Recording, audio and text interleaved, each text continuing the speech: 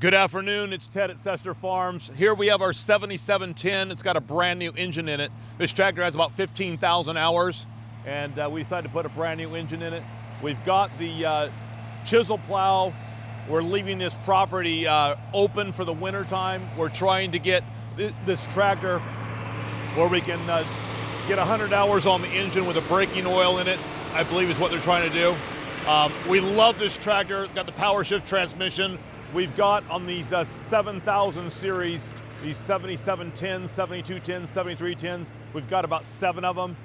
We really are trying to keep our costs down by rebuilding them. It's one more thing Sester Farms does to be that low-cost producer of high-quality plant material. Please subscribe to our YouTube channel for more Sester offerings on what we're doing to keep your costs down.